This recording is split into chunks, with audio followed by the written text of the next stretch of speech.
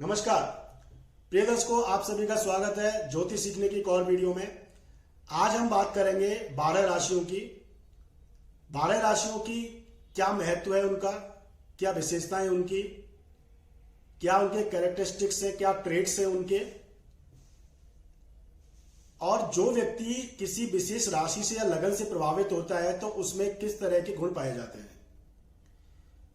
12 राशियों में सबसे पहली राशि है मेष राशि। मेष राशि मंगल इसका स्वामी होता है, नेचुरल जोडिक के फर्स्ट हाउस में पड़ती है। ऐसे जो व्यक्ति होते हैं इनकी जो हाइट होती है वो कम होती है, एक जो एवरेज हाइट होती है उससे भी हल्की थोड़ी कम हाइट होती है। हाइट कभी कभार इनकी अच्छी देखी जाती है, लेकिन उसमें फिर ये देखा जाता है कि कहीं लगन पर शनि का प्रभाव तो नहीं है। यानी लगन अगर शनि अगर लगन में ही बैठे हो या लगन को कहीं से ही वो देखते हो तो फिर जो हाइट होती है वो कहीं ना कहीं ज्यादा देखी जाती है। इनकी सबसे बड़ी खासियत ये होती है कि ये बहुत ही एक्शनेबल होते हैं, क्योंकि अग्नि तत्व की राशि है। ये हर चीज को, जिस काम को ये करने की सोचते हैं जीवन में, ये तुरंत उसको शुरुआत कर देते हैं। क्योंकि ये चर राशि है, चर राशि यानी मूवेबल साइन है, इसलिए ये किसी भी चीज को पेंडिंग नहीं छोड़ते हैं। जो थॉट प्रोसेस इनके दिमाग में आता है ये उसको तुरंत कर देते हैं। दूसरा, अगर इनकी बनावट देखें या कहें तो कहीं ना कहीं जो साइन हमको एरीज का दिखता है, यानी कि जब आपने राशि देखी होगी कहीं भी छपी हुई, एरीज का जो साइन होता है वो होता है जो भेड़ का जो बच्चा होता है, सीप का जो बच्चा होता है उसको मेमना कहते हैं। आपने वो साइन उसको देखा होगा। उसके जो सींग होते हैं वो राउंडेड होते हैं, और कभी अगर आपने देखा हो तो जो बच्चा होता है वो सीप का, भेड़ का, वो अगर कहीं भी बंधा हुआ है तो वो कहीं भी कभी भी एक जगह पर नहीं रुकेगा, वो हमेशा मूव करता ही रहता है। दूसरा, वो हमेशा अपने कहीं ना कहीं सर को कहीं ना कहीं लगाता रहता है, यानी जिस चीज से वो बंधा हुआ है उस खूंटे को या जिस किसी भी चीज से वो बंधा हुआ उसमें ही अपना सर मारता रहता है। ऐसे व्यक्तियों की ये खास विशेषता होती है। जिन व्यक्तियों का एरीज यानी कह दो मेष राशि अगर ज्यादा बली है, बली कब हो सकती है कि या तो लगन में मेष राशि हो, यानी उस व्यक्ति की लगन ही मेष हो, या सूर्य और चंद्रमा में से कोई भी या दोनों ही मेष राशि में बैठे हो, तो ऐसे व्यक्तियों का जो एरीज जो साइन होता है वो एम्फसाइज्ड हो जाता है। और अगर ये लगन एरीज और उसमें ही सूर्य चंद्रमा बैठता है फिर तो इसके पूर्ण रूप से आपको ट्रेट्स देखने को मिलते हैं, यानी पूर्ण विशेषताएं आपको एरीज की ऐसे व्यक्तियों की देखने की मिलती है। ये जो व्यक्ति होते हैं ज्यादातर, अगर कोई भी कहें तो पुरुष ग्रह सूर्य मंगल अगर लगन में बैठा है या अच्छी जगह मंगल और सूर्य की पोजीशन हो जाती है तो कहीं ना कहीं ये लालिमा लिए होते हैं, यानी इनका जो फेस होता है बहुत ही ग्लोइंग फेस होता है, और इनकी जो बॉडी होती है बहुत ही मजबूत होती है, इनके जो बोन्स होते हैं बहुत ही मजबूत होते हैं। क्योंकि एरीज लगना है, एरीज का जो स्वामी होता है वो मंगल होता है।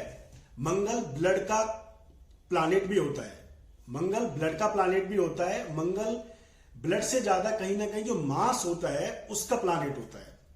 ब्लड का जो कारक ग्रह होता है वो चंद्रमा होता है, तो जो ब्लड यानी मास का जो मासल जो होता है, मास होता है, उसका जो कारक प्लैनेट होता है वो होता है मंगल।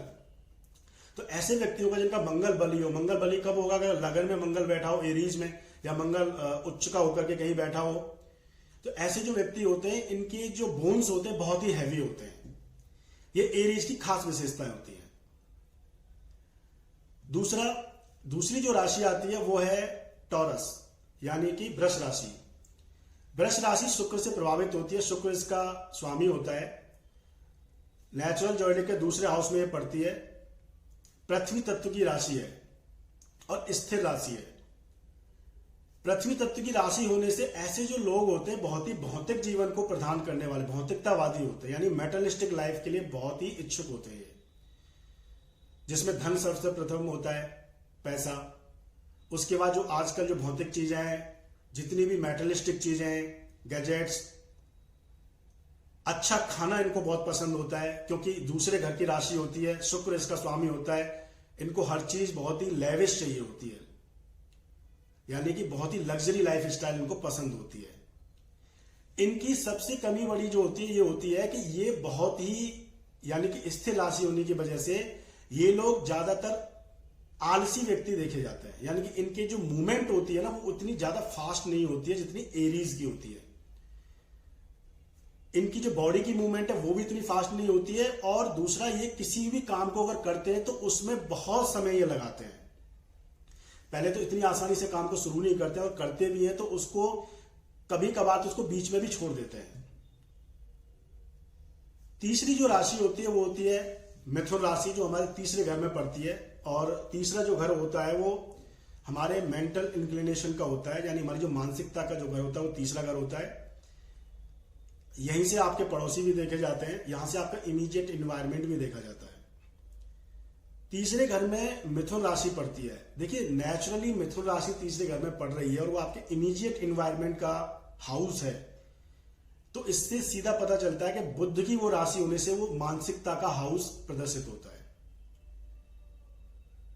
बुध यहां का स्वामी होता है। बुध का काम है आदान प्रदान। बुध जो है वो ज्ञान नहीं कहिए उसको, ज्ञान नहीं है, वो है वोकेबुलरी। आपकी जो वोकेबुलरी होती है, वाणी जो होती है वो बुध है। ज्ञान जो होता है वो गुरु होता है, जिसे हम परिमार्जित ज्ञान कहते हैं। गुरु वो ज्ञान है जिसको सीखा नहीं जाता, जो सहज होता है। परिमार्जित का मतलब होता है जो सहज होता है, सहज ज्ञान आपको मिला होता है, विवेक जिसे कहते हैं। और जो ज्ञान आप सीखते हो, जो पढ़ाई आप करते हो, जो चीजें आप अपने को समाहित करते हो नॉलेज के रूप में, वो चीजें कहीं ना कहीं बुद्ध के रूप में आती हैं। तो तीसरे घर में जो साइन पड़ता है मिथुन होता है। यानी मिथुन लगन अगर किसी व्यक्ति की है, या मिथुन यानी कहें तो मिथुन लगन हो जाए, या फिर मिथुन राशि में यानी जैमिनी में अगर सूर्य और चंद्रमा अगर बैठ जाएं, तो इसका मतलब होता है कि जो जैमिनी साइन होता है वो एम्फसाइज्ड हो जाता है, यानी उसका प्रभाव ज्यादा देखा जाएगा। ऐसे जो व्यक्ति होते हैं ये बहुत, क्योंकि एरी साइन है, ये वायु तत्व का साइन है और ये दुस्वभाव है, यानी इसमें मूवेबल एक्शन भी होता है और इसमें कहीं ना कहीं स्थिरता के गुण भी पाए जाते हैं। तो इसमें डुअलिटी होती है, यानी इनको जब जैसा चाहिए होता है तब तैसा ही एक्शन कर लेते हैं। अगर इनको चाहिए फास्ट मूवमेंट, इनको बहुत ही किसी इन्वायरमेंट के हिसाब से जल्दी काम करना है तो ये वो भी कर लेते हैं, और अगर किसको डिले करना है तो वो भी ये कर लेते हैं। यानी कि डुअलिटी इनके अंदर दो स्वभाव राशि होती है। इनकी सबसे बड़ी खासियत होती है कि एक जगह पर कभी भी बैठ नहीं सकते। स्वाभाविक है, वायु कभी क्या एक जगह पर बैठ सकती है? कभी भी। हवा जो होती है वो हमेशा रोमिंग होती है, इसीलिए कभी एक जगह पे बैठ नहीं सकते। और दूसरा ये है कि ये सबसे बड़े मल्टीटास्किंग होते हैं। सबसे बड़े मल्टीटास्किंग यही होते हैं। ये किसी भी काम को अगर ले लेते हैं तो उसको पूरा नहीं करते, उससे पहले दूसरा काम लेते हैं, और उसके बाद कहूं तो फिर पहले वाले काम को भी नहीं करेंगे और दूसरा वाला जो काम वो तो पेंडिंग पड़ेगा ही। इनको सबसे ज्यादा इनकी जो बड़ी खासियत होती है, ये अच्छे ऑरेटर होते हैं। कहें तो कहीं ना कहीं ये आप इसको ये कह सकते हैं कि जो संवाद की जो प्रक्रिया होती है, जितने भी हमारे एंकर्स होते हैं या जितने भी जो व्यक्ति एक जगह से संवाद को, चीजों को आदान प्रदान करते हैं, यानी कोई एक इंफॉर्मेशन को एक जगह से लेकर के दूसरी जगह उसको संप्रेषित करना, उसको ट्रांसफर करना, ये इनका काम होता है। इसी वजह से सबसे ज्यादा जो टॉकेटिव साइन होता है जॉयडिक का, वो जेमिनी ही होता है। दूसरा कारण क्या होता है कि कभी भी अगर आपने देखा होगा तो जेमिनी जो साइन होता है उसका अगर आपने कभी लोगो देखा है, यानी जब उस पर जो छपा हुआ जो साइन होता है उसमें दो स्त्रियों को, यानी कि अविवाहित जो स्त्रियां होती हैं, लड़कियां होती हैं, उनका साइन आपने देखा होगा, दो स्त्रियों को। यानी कि सबसे ज्यादा स्त्रीत्व का जो गुण पाया जाता है, यानी फीमेलिज्म का जो सबसे ज्यादा जो गुण पाया जाता है वो सबसे ज्यादा इसी साइन में पाया जाता है। अगर इस साइन का कोई पुरुष की अगर कुंडली हो जाती है, कोई अगर आदमी की कुंडली अगर जेमिनी की हो जाती है, मिथुन की, और अगर उसमें वो एम्फसाइज्ड भी हो जाए, यानी कि कहीं ना कहीं वो बली हो जाए वो राशि, उसमें और भी बहुत सारे ग्रह, यानी कि सूर्य चंद्रमा, खासकर बुध ही अगर बैठा हो लग्नेश होकर के तो बहुत अच्छा है। ऐसी स्थिति अगर हो जाती है तो ऐसा जो व्यक्ति होता है कहीं ना कहीं उसमें स्त्रीत्व के भी गुण पाए जाते हैं। यानी उसका जो मिलना कहिए या कहिए कि उनके जो एनवायरनमेंट होता है, सोशल गैदरिंग जो होती है, एनवायरनमेंट होता है, कहीं ना कहीं वो भी उसमें इंक्लूड होता है। चौथी जो राशि होती है वो होती है कर्क राशि। कर्क राशि जल तत्व की चर राशि है। ये सबसे ज्यादा भावना प्रधान राशि होती है। यहां कहें तो ऐसे जो लोग होते हैं, जो कर्क राशि के जो लोग होते हैं, कर्क राशि के लोग का मतलब या तो सूर्य उसमें बैठा हो या चंद्रमा खासकर बैठा हो। राशि वो होती है इसमें चंद्रमा बैठा होता है, लगन वो होती है जो आपके फर्स्ट हाउस में साइन पड़ता है। लेकिन अगर सूर्य चंद्रमा दोनों ही किसी राशि में बैठते हैं तो वो एम्फेसाइज हो जाता है, क्योंकि मून और सन दोनों ही लगन है। एक हमारा सबकॉन्शियस पार्ट है तो एक कॉन्शियस पार्ट है। अगर ये दोनों ही लगन में बैठ जाते हैं किसी भी परिस्थिति में, तो ये तो फिर अपने आप में ही बहुत बड़ी बात हो जाती है। यानी कि ऐसे व्यक्ति का जो व्यक्तित्व होता है वो पूर्णतः वही होता है जो लगन में साइन पड़ा हुआ है और उसका जो तत्व होता है। क्यों? मान लीजिए अगर लगन में कोई साइन पड़ा है, अगर वो वायु तत्व का है तो वायु तत्व का ही लगन हो गया आपका, और वायु तत्व में ही दोनों प्लैनेट बैठे हुए हैं, यानी कि सूर्य और चंद्रमा, तो आपकी राशि जो हो गई वो पूर्णतः वायु तत्व हो गई। यानी कि ऐसा व्यक्ति पूर्णतः एयर क्वालिटीज का पाया जाता है। तो चौथी जो राशि है वो है आपकी कर्क राशि। कर्क राशि का जो स्वामी होता है वो चंद्रमा होता है, भावना प्रधान होता है, बहुत ही सेंसिटिव राशि है। बहुत ऐसे जो लोग होते हैं बहुत सेंसिटिव होते हैं। इन लोगों के अंदर छल कपट बिल्कुल भी नहीं देखा जाता है। ये मैं आपको बेसिक चीजें आपको बता रहा हूं।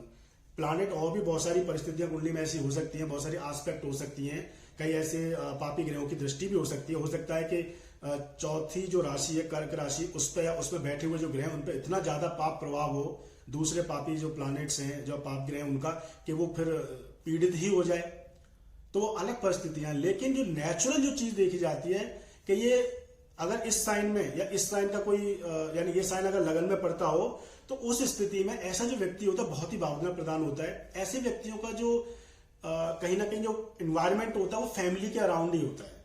ऐसे लोग अपनी फैमिली को छोड़कर जाना पसंद नहीं करते, इमोशनल बहुत ज्यादा होते हैं फैमिली को लेकर के। सबसे ज्यादा आउटपोरिंग कहे तो यानी कि सबसे ज्यादा बोझ उठाने वाले फैमिली के यही होते हैं। इमोशनल टू फोर्थ हाउस, यानी कि चौथे घर जो हमारा जो हाउस होता है हमारे घर का होता है।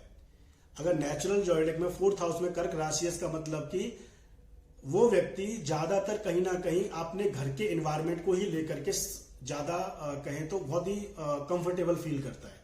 ऐसे व्यक्ति अगर कोई बिजनेस भी करते हैं तो कहीं ना कहीं फैमिली बिजनेस को ही टेक ओवर करते हैं, ताकि वो फैमिली के आसपास कहीं रह सके, फैमिली की वो सेवा कर सकें, फैमिली की चीजों को वो देख सकें। नर्चरिंग नेचर होता है ऐसे लोगों का। अगर पांचवी राशि बली है, यानी लगन में अगर पांचवी राशि उदित हो, यानी असेंडेंट जो है वो अगर लियो का हो, तो ऐसे जो व्यक्ति होते हैं ये काफी, इनको ये अपने आप को प्रेजेंट करना बहुत अच्छा समझते हैं, यानी इनको मंच चाहिए होता है। सूर्य इसका स्वामी है, तो सूर्य हमारी आत्मा है, सूर्य ईगो भी है, थोड़े से ईगोइस्टिक होते हैं ऐसे लोग, सबसे जल्दी बुरा मानते हैं ये लोग। दूसरा, देखिए बुरा मानते हैं ये कोई बुराई नहीं है, ये नेचुरल आप समझिए कि जिसका स्वामी ग्रह सूर्य है और सूर्य हमारी आत्मा है, यानी सूर्य अगर ऐसा व्यक्ति किसी चीज से पीड़ित, अगर ऐसे व्यक्ति को कोई परेशान कर दे तो आप खुद सोचिए कि उसका ईगो हर्ट होना ही है। यानी उसको अपनी जो आत्मा है उसको सबसे पहले रखना है, अपने ईगो को सबसे पहले रखना है उसको। इसीलिए इनको चाहिए क्या, इनको चाहिए ऐसे जो व्यक्ति होते हो, यानी लियो साइन वाले जो व्यक्ति होते हैं, इनको चाहिए सेंटर पॉइंट ऑफ अट्रैक्शन। जब तक इनको सेंटर पॉइंट ऑफ अट्रैक्शन नहीं मिलता, इनको लगता है कि कहीं ना कहीं इनका अपमान किया जा रहा है। छठी जो राशि होती है वो होती है कन्या राशि। ये नेचुरल जॉइडिक के 6th हाउस में पड़ती है। ये द्विस्वभाव राशि है और एलिमेंट है इसका अर्थ, यानी अर्धी एलिमेंट है इसका, पृथ्वी तत्व की राशि है ये। पृथ्वी तत्व की राशि होने की वजह से और छठे घर में, यानी कि ये नौकरी के घर में पड़ने की वजह से सबसे ज्यादा एनर्जिकल राशि होती है ये। इस राशि के जो लोग होते हैं ये सबसे ज्यादा ओवर एनालिसिस करते हैं। यानी इस राशि में कोई ग्रह अगर बैठा हो तो व्यक्ति उसी ग्रह से संबंधित चीजों में, यानी उस ग्रह से संबंधित आप सोच सकते हैं कि अगर वो रिलेशन का प्लैनेट है तो रिलेशन में बहुत ज्यादा ओवर एनालिटिकल करेंगे। अगर वो किसी और चीज का प्लैनेट है, कहें तो अगर वो बुध है तो उनकी जो वोकैबुलरी होगी या उनका जो ओरल कम्युनिकेशन होगा उसमें बहुत ही ज्यादा एनालिटिकल होगा। वो हर चीज को बहुत सोच समझ के और बहुत ही थॉरो वो बोलते हैं, यानी कि बहुत ही प्रैक्टिकल अप्रोच में उसको बोलते हैं। और इसको most critical sign of the zodiac बोला जाता है। यानी ये ऐसे व्यक्ति होते हैं कि जब तक किसी चीज की तह में ये नहीं चले जाते तब तक ये उस चीज का पीछा नहीं छोड़ते। इसलिए इसको सबसे ज्यादा एनालिटिकल साइन बोला जाता है, सबसे बड़ा रीजनिंग का साइन इसको बोला जाता है। अगर इस राशि में ज्यादा बली ग्रह हो और अच्छी स्थितियां बनती हो तो ऐसा जो बच्चा होता है या ऐसा जो व्यक्ति होता है बहुत ही टैलेंटेड और शार्प माइंडेड होता है।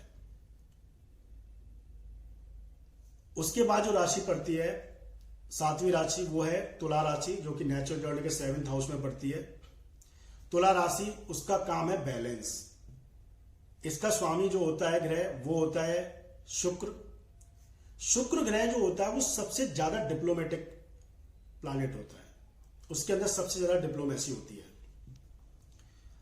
ऐसे जो व्यक्ति होते हैं ये बहुत ही सॉफ्ट नेचर और चीजों को बैलेंस करके चलने वाले होते हैं। खासकर ये चीजों को बैलेंस कहां करते हैं तो ये जो इनका इन्वायरमेंट होता है यानी कि इनकी जो डेली लाइफ स्टाइल में जो मीटिंग टू द पीपल होता है, जो इनके जो बिजनेसेस होते हैं या जो इनसे डेली रूटीन में लोग मिलते हैं, ये उस इन्वायरमेंट को हमेशा बैलेंस करने की कोशिश करते हैं।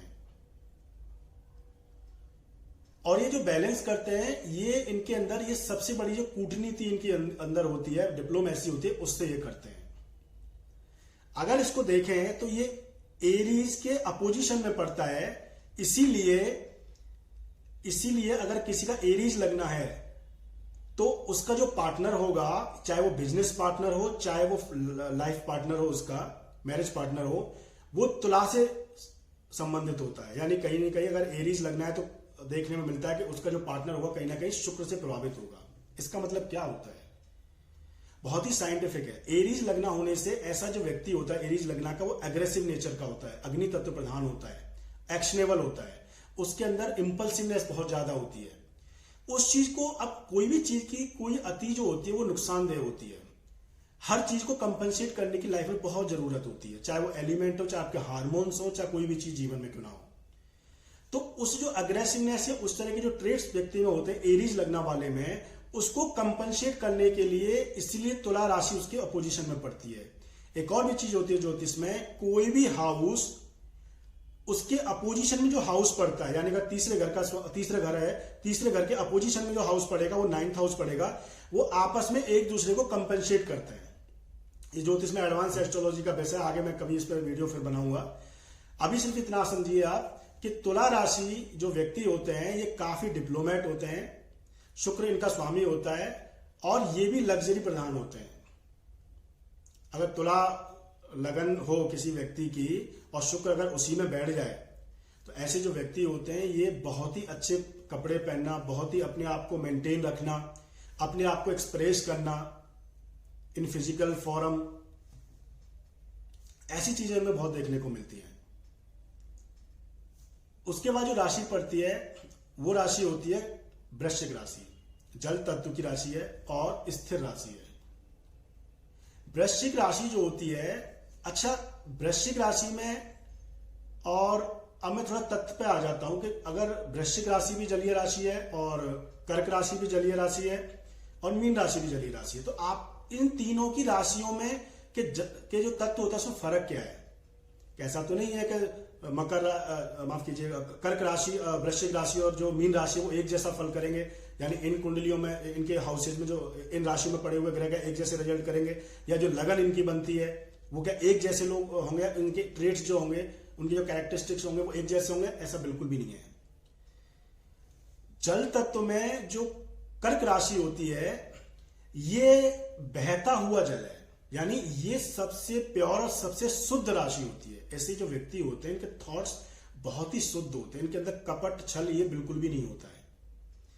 यानी कि आप ये कह सकते हैं कि जो जल है, यानी जो कर्क लगन का जो जल है वो जल है जो बहती हुई नदियां हैं हमारी, जैसे गंगा जमुना, जो पवित्र नदियां हैं वो पवित्र जल है। लेकिन जो वृश्चिक राशि है वो जो जल है, वो जो एलिमेंट है, वो जल है जो आप ज्यादातर देखते हैं तालाब भरा हुआ, यानी स्थिर रुका हुआ जो पानी होता है, वो जो जल होता है वो गंदा जल होता है। जो रुका हुआ पानी होता है सड़ जाता है, आपने देखा कीड़े उसमें पड़ जाते हैं, या फिर ऐसे उसमें ऐसे जो वो रहते हैं। ज्यादातर आपने देखा होगा कि जो वृश्चिक साइन है उसका मगरमच्छ आपने साइन देखा होगा, क्योंकि मगरमच्छ जो है स्थिर पानी में ही ज्यादातर रहता है। तो कीड़े जो होते हैं बड़े, वो सारे कहीं ना कहीं स्थिर उनमें ही पाए जाते हैं, यानी स्थिर पानी में ही पाए जाते हैं। तो ये जो चीज होती है, ये वो जल है जो कि तालाब या रुका हुआ जल होता है। अब आप खुद सोचिए कि ऐसा अगर जल है तो उसमें जो भावनाएं होंगी, यानी कि जो मूवमेंट तो उसमें है नहीं जल में, तो ऐसा जो जल होता है वो कहीं ना कहीं रेजाइनमेंट का भाव रखता है, यानी कि वो जो कहीं ना कहीं कीचड़ जो होती है ना, ऐसे ही जल में बनने लगती है। तो ऐसे जो, इसीलिए चंद्रमा इसमें नीच होता है, इसीलिए ही चंद्रमा को सबसे ज्यादा नुकसान वृश्चिक राशि में होता है। चंद्रमा को नुकसान कर्क में नहीं है, क्योंकि वो अपने खुद की साइन है, क्योंकि चंद्रमा जो है वो सॉफ्ट प्लैनेट और सबसे शुद्ध प्लैनेट कहे तो उसको सबसे हार्मोनियस प्लैनेट है। वो अलग बात है कि वो किसी बुरे प्रभाव में या क्षीण चंद्रमा अगर वो हो जाए, ठीक है, तो वो अलग बहुत सारी चीजें हैं, क्योंकि चंद्रमा जो होता है वो पापी भी होता है अगर सूर्य से उसकी स्थिति ठीक ना हो, यानी कि वो शुक्ल पक्ष का ना हो या कृष्ण पक्ष में भी अगर उसकी स्थितियां ऐसी ना हो तो। लेकिन नेचुरली वो सबसे शुद्ध प्लैनेट है। तो ये हुई वृश्चिक की बात कि वो किस तरह का जल है, किस तरह का वो जल तत्व का एलिमेंट है। अब आती है बात पाइसिस की, यानी कि मीन राशि की।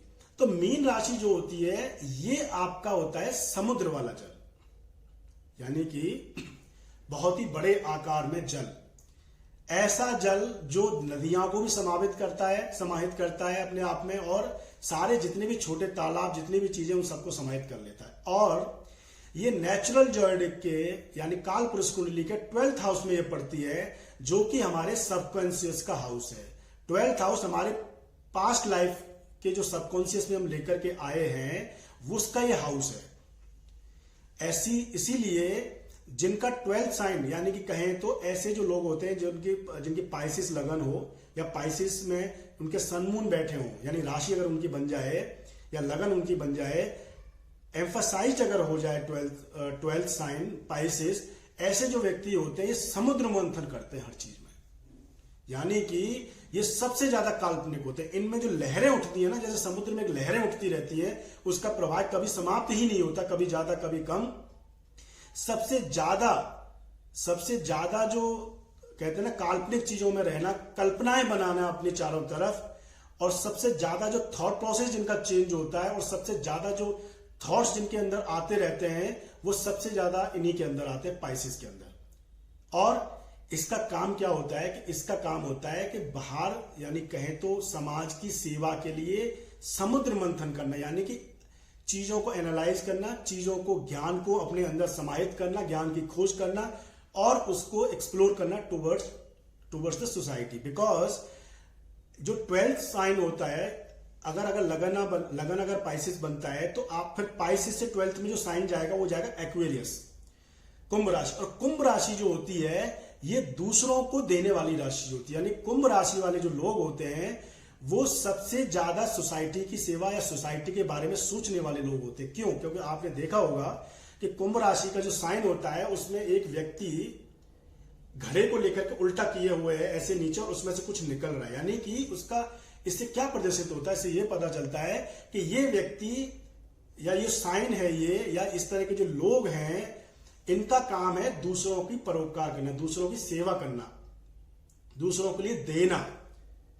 ये सबसे, इनको आप कह सकते हैं, ये सबसे कम सेल्फिश होते हैं, और सबसे ज्यादा बिना किसी मतलब के ही दूसरों को सजेशन देना, दूसरों की परवाह करना, दूसरों के लिए नया कुछ करना, दूसरों की सहायता करना, इसका प्रमुख काम होता है।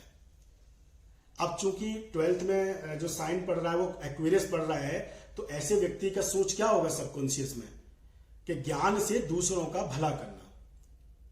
तो ये तीनों ही साइन का, इस बीच में मैंने आपको बताया कि जल तत्व जो तीनों साइन है कर्क, वृश्चिक और मीन, इनमें क्या फर्क है।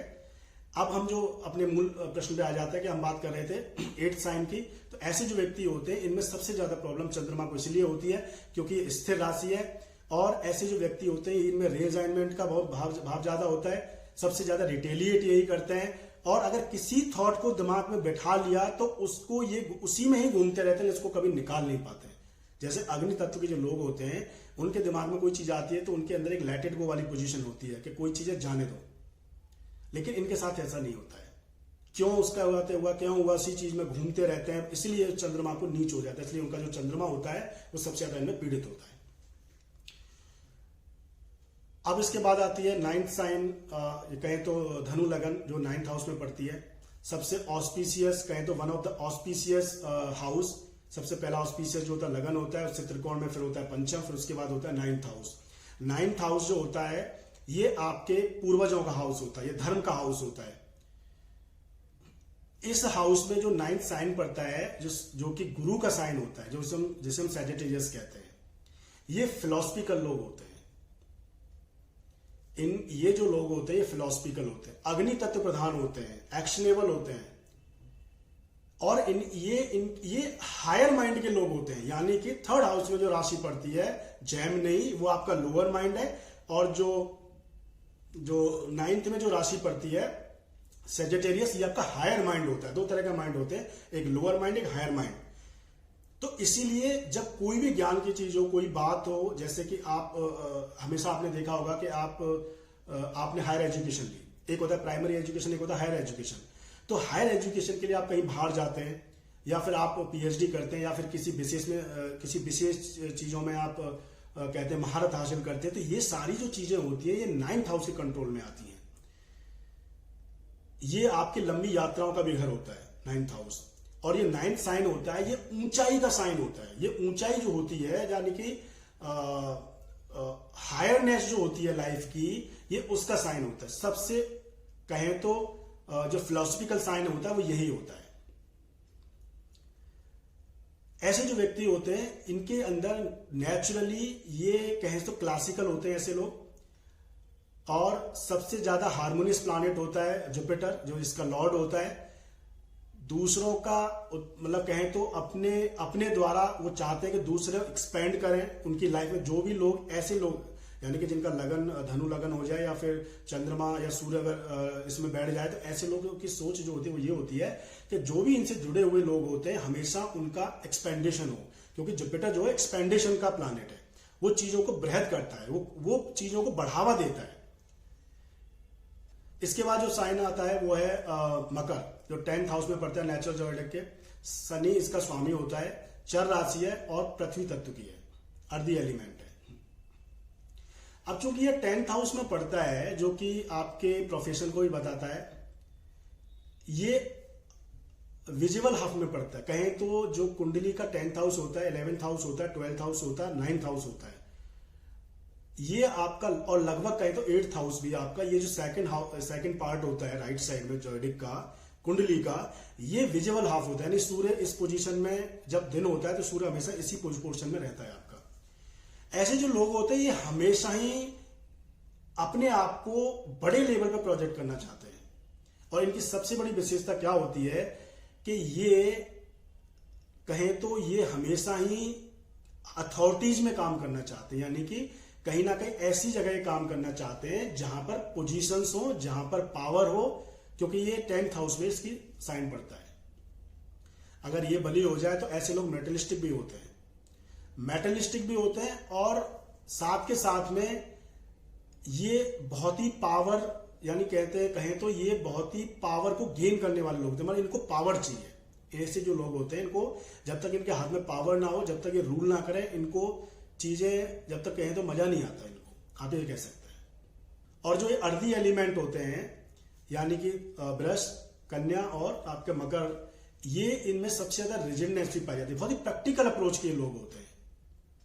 अगर ये एम्फेसाइज्ड हो जाए, यानी लगन हो जाए इसमें, या फिर सूर्य चंद्रमा इसमें बैठे हो, तो ऐसे जो व्यक्ति होते हैं बहुत ही मेटलिस्टिक होते हैं। नौकरी को ही ज्यादा ये तवज्जो देने वाले होते हैं, नौकरी में काफी सक्सेसफुल भी होते हैं। इसका कारण ये होता है क्योंकि कहीं ना कहीं इनमें बहुत ही ज्यादा कहते हैं कि अपने फायदे के लिए किसी को भी साइड कर सकते हैं। इनमें इस तरह के नेचर इसमें देखा जाता है। इसके बाद होता है 11th हाउस में पड़ती है कुंभ राशि। अभी थोड़ी देर पहले मैंने आपको बताया था, ये जो साइन होता है ये शनि इसका स्वामी होता है, और ये वायु तत्व की होती है।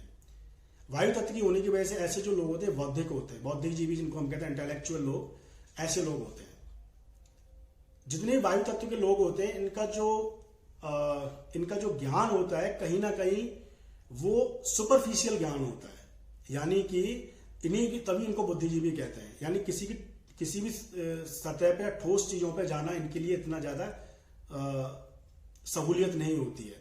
जैसे कि अगर धनु अगर लगन हो जाए या फिर कोई और ऐसा गुरु से संबंधित दूसरी उनके लगन हो जाए, जैसे कि मीन लगन हो जाए, ये जो साइन होते हैं ये हमेशा ही इनका जो ज्ञान होता है ये बहुत ही ठोस होता है और एक कहते हैं ना कि एक लेवल पे होता है।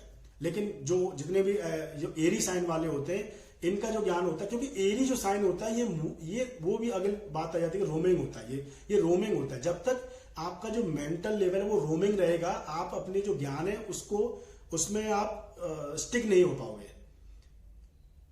इसीलिए जो अर्दी एलिमेंट वाले लोग होते हैं इनका जो चीजें होती हैं, इनका जो ज्ञान होता है, इनकी जो एनालिसिस होती है हमेशा ही टू द पॉइंट प्रैक्टिकल होती है। एक्वेरियस साइन 11th हाउस में पड़ता है। इनके लिए सबसे अच्छा जो होता है ये होता है कि अगर ये लगन में पड़ा हो, ऐसे जो लोग होते हैं फ्री विल होती है, फ्री माइंडेड लोग होते हैं। इनका अपना अलग ही एक ऑरा होता है, अलग ही इनकी सोच होती है।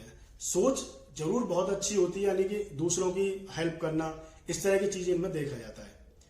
इसके बाद जो साइन पड़ता है वो है मीन। मीन का जैसे मैंने भी आपको बताया था जल तत्व की राशि है ये, और जल तत्व की राशि होने की वजह से गुरु इसका स्वामी है, और 12th हाउस में पढ़ने की वजह से ये कहीं ना कहीं सबकॉन्शियस पार्ट को लेकर के ज्यादा प्रदर्शित करती है। ऐसे लोग बहुत ज्ञानी होते हैं, अपनी ही कल्पनाओं में खोए रहते हैं, लेकिन ज्ञान के संग्रह को करते रहते हैं। आगे इस पर और चर्चा करेंगे। आप अपनी जन्म कुंडली को खोलिए, उसमें देखिए ऐसी स्थितियां हैं कि नहीं है। कमेंट करके बताइए, चैनल को सब्सक्राइब करिए। आगे फिर मिलते हैं नई वीडियो में, तब तक के लिए नमस्कार।